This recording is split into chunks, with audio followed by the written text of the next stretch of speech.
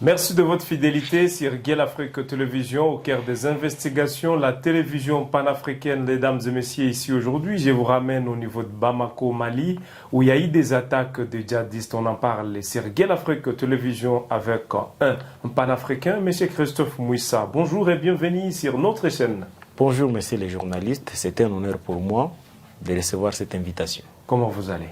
Nous allons bien. Nous continuons à tenir malgré plusieurs informations concernant la sécurité du continent, la sécurité de la sous-région du Grand Lac et même de la sous-région de l'Afrique de l'Ouest. En tout cas, ça nous préoccupe au plus haut niveau, raison pour laquelle nous sommes là. La montée du terrorisme au niveau de l'Afrique, ça vous dit quoi aujourd'hui d'écouter encore une fois des attaques au niveau de Bamako qui s'est fait ce mardi 17 septembre 2024? D'abord, il faut préciser qu'aujourd'hui, avec la situation du terrorisme dans le monde, c'est une situation qui préoccupe au plus haut niveau presque tous les États, parce qu'avec le terrorisme, aucun État n'est épargné.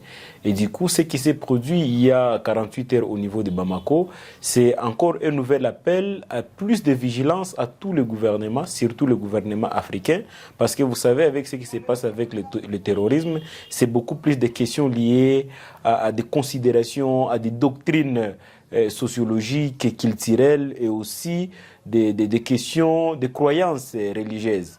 Vous savez, la plupart de ceux qui sont reprochés d'être des terroristes sont beaucoup plus de l'obédience musulmane. Alors qu'en réalité, nous ne pourrions pas continuer à avoir de telles considérations tout en sachant que les églises sont beaucoup plus fondées sur des croyances spirituelles et malheureusement, voir des églises ou des doctrines religieuses derrière de telles attaques, c'est tellement effrayant, c'est tellement absurde et nous pensons qu'il faut que tous les États, en tout cas se liguent pour condamner cette attaque, sanctionner également les auteurs de ces attaques ignobles qui ravagent malheureusement les humains, les innocents pour la plupart des cas.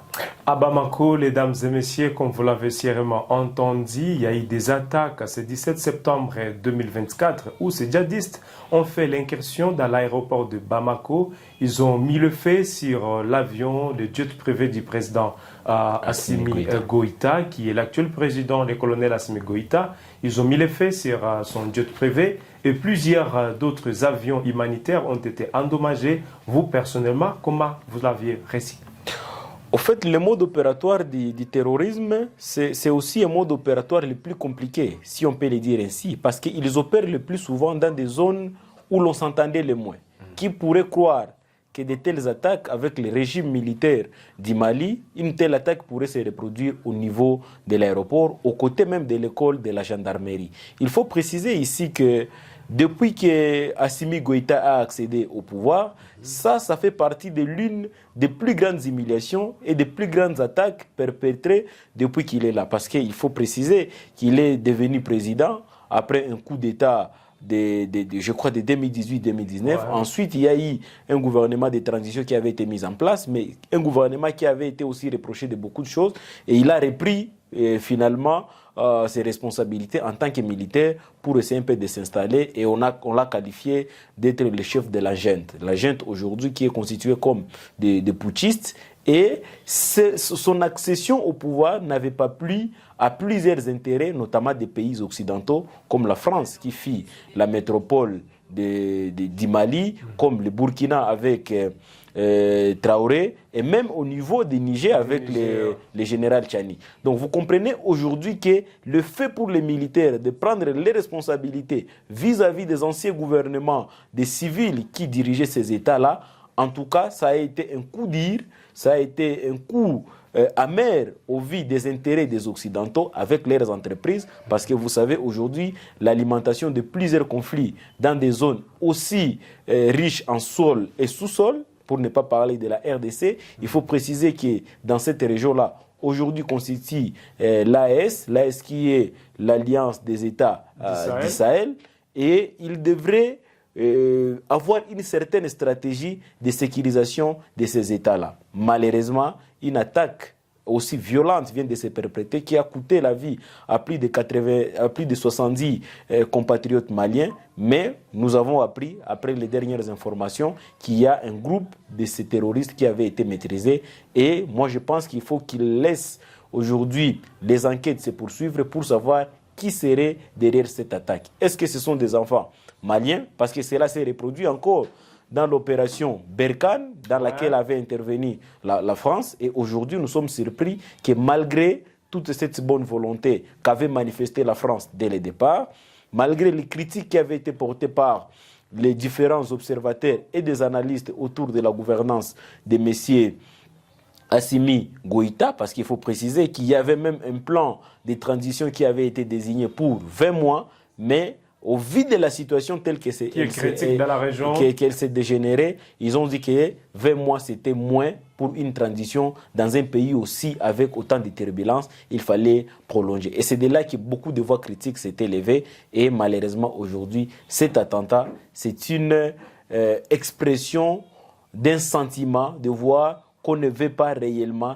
que l'Afrique se désolidarise de tous ces bourreaux, de tous ceux-là qui ont fait que l'Afrique soit anéantie parce qu'on était habitué à des anciennes pratiques, des anciennes habitudes où on pensait que tous les biens ne pourraient que provenir de l'Occident. Et malheureusement, nous savons que la présence de Goïta fait mal à plusieurs intérêts des Occidentaux et même certains dignitaires des régimes qui se sont succédés au Mali, parce qu'il faut préciser que le Mali fait partie des pays africains qui comptent plusieurs coups d'État, malgré les élections qui ont été organisées, malgré les changements des différentes constitutions. Mais aujourd'hui, la situation, en tout cas, ce qui s'est produit prouve à suffisance que la sécurité des États de la sous-région n'est toujours pas garantie jusqu'à preuve du contraire.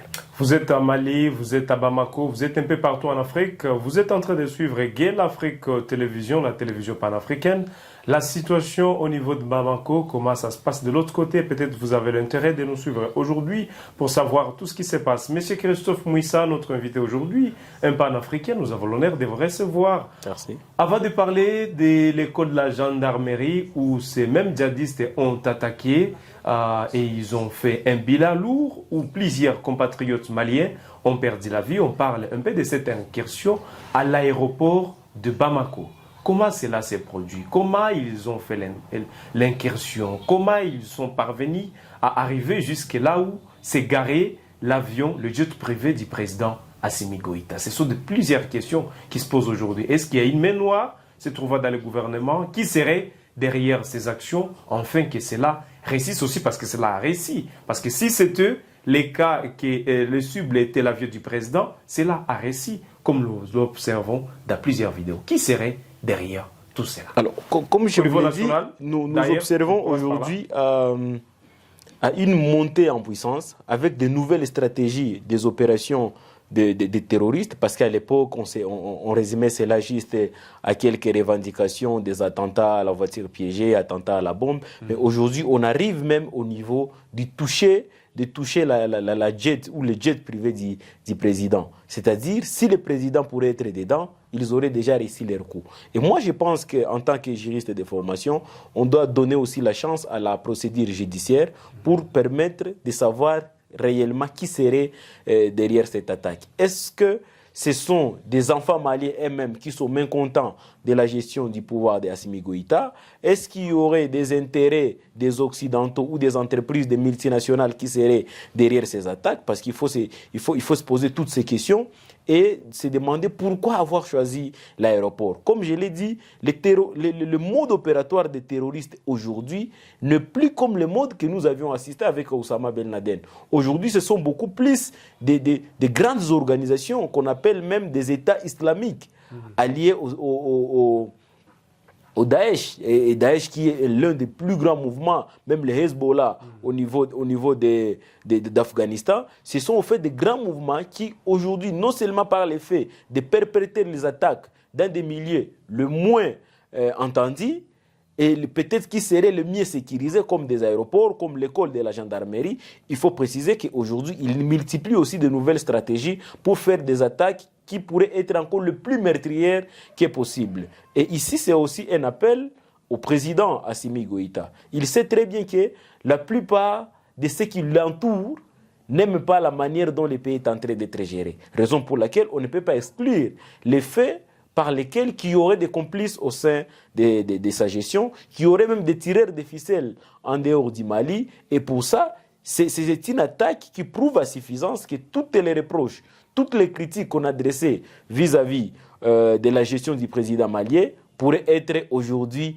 affirmée. Alors que nous savons tous qu'on a toujours qualifié le président malien d'être plus proche du gouvernement de la Russie, d'avoir même fait appel à des mercenaires russes, notamment de Wagner, qui érigent d'ailleurs même certaines de leurs positions dans l'aéroport. Donc aujourd'hui, moi je pense que c'est une attaque qui est venue humilier le gouvernement de transition malien, et c'est à ce gouvernement aujourd'hui de développer plus de vigilance, de redoubler encore des stratégies pour essayer un peu de maintenir la sécurité des Maliens, la sécurité de tous, parce qu'on a parlé ici même des attaques des avions des humanitaires, et moi je pense que ça, en tout cas ce sont des actes cruels, comme on pourrait le voir aujourd'hui, mais nous entendons comme le terrorisme, ils en ont toujours l'habitude, nous pensons qu'ils vont revendiquer cette attaque, et nous saurons réellement à qui appartient ces attaques, et qui seraient les responsables derrière. Pour quel intérêt ces terroristes ont eu de se filmer? Parce qu'ils se sont filmés. Lorsqu'ils perpétraient tout ça, ils se sont filmés. Vous le voyez sur les images. Ils se sont filmés bien avant qu'ils arrivent à l'aéroport de Bamako. Ils se sont filmés à tas dans le véhicule. Ils mettaient en garde d'ailleurs le président Assimi Goïta. Pourquoi ils ont choisi de se filmer pendant qu'ils mettaient le feu? Alors, c'est un message qu'ils ont lancé au président, c'est pratiquement un défi pour montrer au président qu'ils ne gèrent rien, qu'ils ont la possibilité de faire tout ce qu'ils veulent au moment où ils le voudront bien. Donc c'est aussi une humiliation, c'est aussi une manière de montrer au peuple malien que vous n'avez pas de président, abusivement parlant. Parce que vous imaginez déjà des personnes qui parviennent même à se filmer, à tirer des images et à les partager. C'est-à-dire qu'ils ont eu tout le temps de la préparation de leur attaque, et ça a pris une dizaine ou une quinzaine de minutes. Donc ce sont déjà, au-delà de la complicité interne, de l'infiltration et de ces modes opératoires-là, aujourd'hui avec de nouvelles stratégies, qui prouvent à suffisance que si les autres gouvernements dans la sous-région ne multiplient pas de leur vigilance, ne mettent pas en place de véritables politiques sécuritaires, et surtout pour les cas des pays comme le Burkina, des pays comme le Niger, les États d'Israël, aujourd'hui gérés par les militaires. Oui. Vous savez, les débats qu'il y a même au sein de la CEDEAO, où ces présidents vraiment ne sont pas les bienvenus, jusqu'à ce qu'ils ont arrivé à créer l'Alliance des États d'Israël, avec même d'ailleurs un nouveau projet qui voulait aller jusqu'à octroyer des passeports des ressortissants ou des habitants de ces États-là. Donc, moi, je pense qu'ils avaient déjà une très bonne idée. C'est ces projets au départ, aujourd'hui. Oui, au départ, ils avaient déjà une bonne idée de voir comment faire une mutualisation des forces militaires en fait de sécuriser leurs États. Parce qu'à côté, il y a le Nigeria qui est hostile au gouvernement des putschistes, au Ghana et même au Sénégal, c'est-à-dire toute la CEDEAO n'a jamais été d'accord avec la politique de ce qu'on appelle aujourd'hui les putschistes, alors qu'ils sont considérés par leur peuple comme les libérateurs. Et du coup, vous savez, vous-même, les slogans ou les narratifs qu'il y a au niveau même de la communauté internationale et tous ces pays qu'on appelle des pays de l'OTAN ou des pays occidentaux, ils n'ont jamais voulu à ce que nos États puissent être gérés par des patriotes, par des gens qui mettent en premier les intérêts des citoyens africains. Et avec les différentes positions qu'avait pris récemment le président Assimi Goïta, celle d'ailleurs de se retirer des Nations Unies, moi je pense que tout cela a été prémédité pour qu'on les fasse subir une telle attaque. Aujourd'hui, alors le temps qu'on sera en train de finir, vous êtes en train de nous suivre de partout. Nous sommes sur Gay Afrique Télévision, la télévision panafricaine pour des questions africaines. Tout ce qui se passe en Afrique, ici, ça reste d'actualité. Nous sommes au niveau de Bamako, au niveau de Mali, chez Assimi Goïta, là où il y a eu des attaques des djihadistes. C'est 17 septembre 2024. Et nous voulons connaître qu'est-ce qui se passe réellement. Le temps que nous en parlons dans notre studio avec Christophe Mouissa, qui est un panafricain, mais également un activiste des droits humains. Ce qui s'est passé, M. Christophe Mouissa, à l'école de la gendarmerie, plus de 70 personnes ont perdu la vie et 17 blessés graves. Et cela, jusqu'à présent, reste un bilan provisoire. 70 personnes ont perdu la vie. Bon, vous savez, même lorsqu'il y avait eu ce qu'on a appelé l'intervention de la force Barkhane. Oui, je me rappelle. À Kidal, vers les années 2013-2014, si j'ai bonne mémoire encore. Il y a à Kidal et même à Tombouctou, dans le nord du Mali, encore de telles attaques. Et le gouvernement de transition de M. Assimi Goïta avait réussi à récupérer cette zone-là. Donc maintenant qu'ils n'avaient plus la possibilité de se propager, parce qu'aujourd'hui avec la sécurité et la puissance logistique malienne qui avait acquis des drones venant de la Russie, acheté des avions militaires, mais aussi redoublé des instructeurs russes qui étaient arrivés au niveau du Mali, il développe, comme j'étais en train de le dire, de nouvelles stratégies. Des stratégies de l'incursion directe dans la capitale malienne. C'est pour autant dire, parce que vous savez, même en relations internationales, lorsque vous pouvez même contrôler toute l'étendue du territoire sans que vous n'avez pas encore pris la capitale, vous demeurez une rébellion.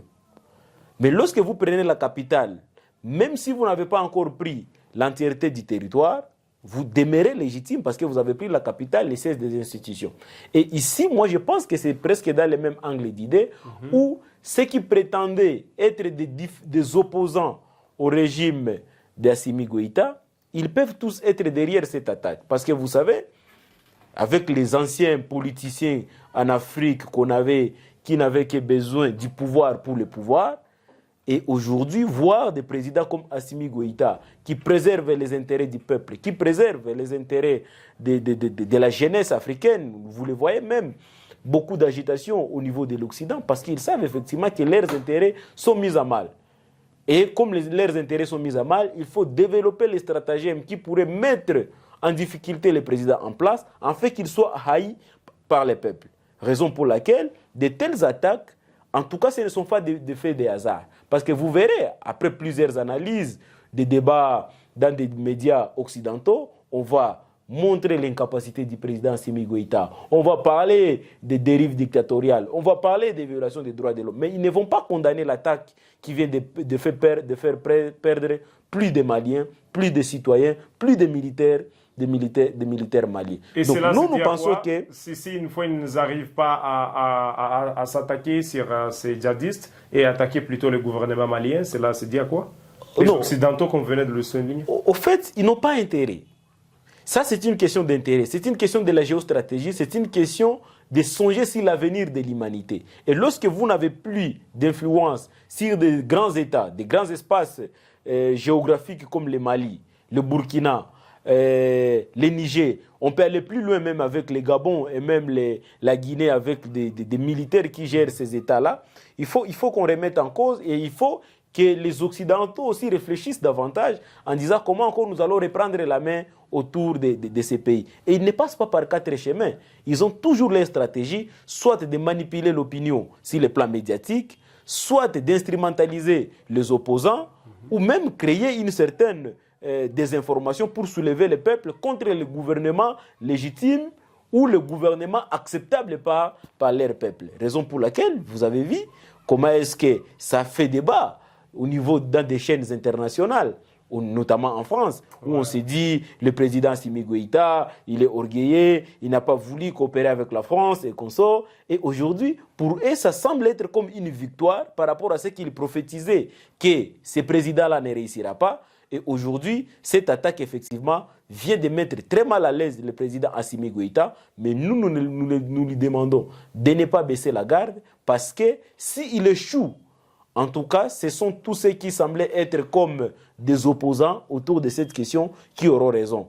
Donc, nous les demandons à pouvoir continuer sa lancée pour sécuriser le Mali, coopérer avec ses partenaires, ses homologues burkinabés et nigériens, et ça va lui permettre effectivement de développer une politique sécuritaire stratégique dans toute la sous-région, et ça va permettre effectivement de bouter hors d'état de nuire non seulement les étrangers, les terroristes qui pourraient venir de l'étranger, mais aussi de maîtriser tout ce qu'il y a comme les complices et les infiltrer au sein de leur pays. Parce qu'ils n'ont que besoin que toute cette région puisse être embrasée, en fait effectivement d'avoir raison en disant que le militaire, alors que ce sont même les pays occidentaux qui les avaient formés, parce que Goïta, qui est militaire, qui a été formé en France, et il y a même Tchani et les autres présidents dans la sous-région de la CEDEAO qui ont été formés en France. Donc aujourd'hui,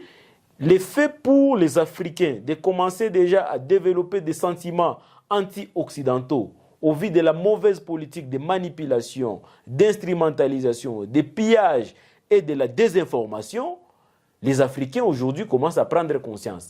Et cette prise de conscience est vue comme une menace dans le concert des nations, ce qui s'appelle des pays qui veulent imposer leur veto sur les autorités africaines, la plupart des présidents et des gouvernements. Et moi, je pense qu'ils ne cesseront de multiplier de telles attaques. Voilà. Et c'est à nous de continuer à demeurer très vigilants en tant que des Africains, se solidariser davantage et de poursuivre à condamner de tels actes et même à sanctionner, parce que ça, ce sont des actes ignobles pour moi, alors que ces mêmes États, soi-disant démocratiques, des États modernes aujourd'hui, de la communauté internationale, ce sont eux qui nous demandent à tous de faire un bloc contre le terrorisme. Parce que ce terrorisme, aujourd'hui, vous pouvez penser que ça s'est produit au Mali, demain on ne sait pas là où ça va se passer. Mais des fois, ils sont accusés. En RDC, ça continue à se faire avec les ADF, avec les LRA, avec les M23, effectivement soutenus par les Rwandais. Donc moi je pense aujourd'hui que l'ère est plus à la solidarité africaine au lieu de continuer à se laisser manipuler par des pays occidentaux qui ne font que tirer leur profit dans nos conflits. Il y a quelques jours, le président du Faso, là je fais allusion au capitaine Ibrahim Traoré, qui avait d'ailleurs accusé la France de soutenir les terroristes sur le sol burkinabé. Là on parle de ces trois pays, Burkina Faso, Niger et Mali, depuis qu'ils s'unissent entre eux pour faire un front commun contre les Occidentaux, s'il faudra le dire ainsi. Comment vous l'évaluez? Et c'est par là on va finir. Non, c'est de là qu'ils s'étaient attirés toutes les foudres. Parce que je vous dis, c'est une question d'intérêt. Certains estiment que ça va échouer d'un temps à un autre, vous personnellement? Non, ils ont vraiment intérêt que ça échoue. Parce que le fait pour les Africains de s'unir constitue une véritable menace pour les Occidentaux.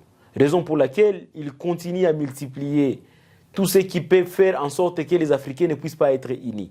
Ils alimentent des conflits armés à un certain moment. Ils financent parfois des campagnes diaboliques contre les gouvernements africains. Ils font semblant de venir soutenir les droits de l'homme. Ils font semblant de soutenir à un certain moment des langages de l'opposition.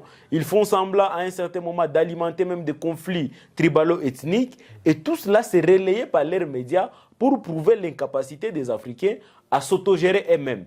D'où on a toujours besoin de demander de l'aide au niveau de l'Union européenne, au niveau des États-Unis, au niveau des autres États effectivement un peu plus avancés, pour se dire que les Africains n'ont pas la possibilité de s'autogérer eux-mêmes, de gouverner leurs États. Et voilà, il y a des conflits là-bas. Et lorsqu'il y a des conflits, il faut toujours se poser la question, pourquoi est né ce conflit? Qui est derrière ce conflit?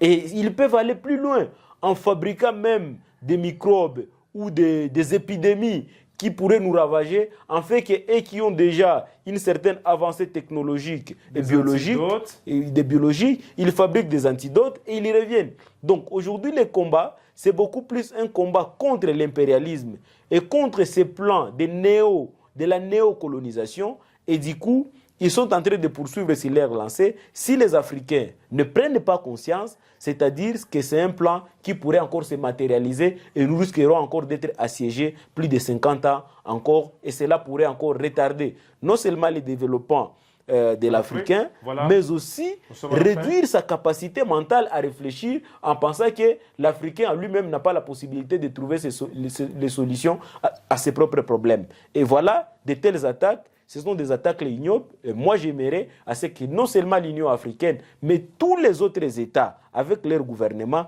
puissent condamner cette attaque et se liguer. L'Union africaine a amorcé déjà les pas. Elle a condamné cette attaque. Non, nous savons aussi que l'Union africaine ne pèse pas comme on pourrait le croire. Parce que ça ressemble aujourd'hui à un conglomérat des gens qui ne font que dénoncer, des gens qui ne font que quémander l'argent à l'Union européenne et même aux États-Unis. Mais en Afrique, nous n'avons pas nos propres entreprises.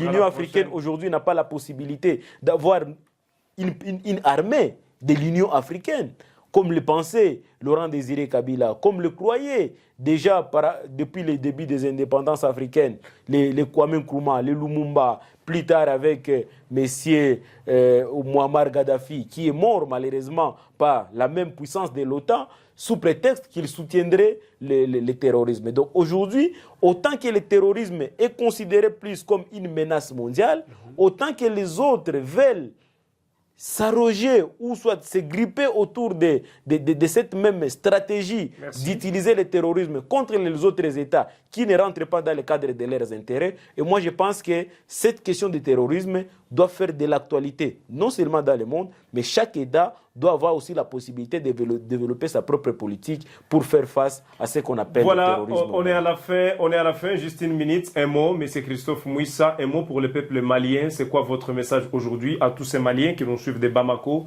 un peu partout au niveau de Mali, au président malien? Une minute, c'est quoi les messages? En tant qu'un Africain, je présente d'abord mes sincères condoléances à toutes les familles des victimes de nos compatriotes panafricains qui viennent de mourir de manière ignoble dans leur propre pays par peut-être les autres Africains qui pourraient être manipulés ou qui ont été manipulés par des puissances obscures. Deuxièmement, je renouvelle mon soutien au président Assimi Goïta et je le recommande de continuer avec cet engagement militaire, politique et citoyen qui pourrait permettre effectivement de rassurer le peuple malien de leur sécurité, de leur souveraineté et de la grandeur de son peuple. Nous sommes à la fin de cet entretien. Nous vous disons merci de votre fidélité sur Guel Afrique Télévision. Pour certains, c'est la première fois que vous nous suivez sur YouTube. Nous vous appelons à vous abonner. J'étais Youssoufou Kibingila, je parlais ici avec Christophe Mouissa. On discutait de ce sujet de Bamako où il y a eu des attaques de djihadistes. Vous nous suivez depuis Bamako. Qu'est-ce que vous pensez sur ce sujet? Nous vous remercions, nous vous souhaitons une bonne journée. Je vous remercie, M. Christophe Mouissa, d'être passé sur notre chaîne afin de répondre à nos questions. Merci. Mesdames et messieurs, prenez bien soin de vous et à la prochaine sur la même chaîne pour d'autres actualités.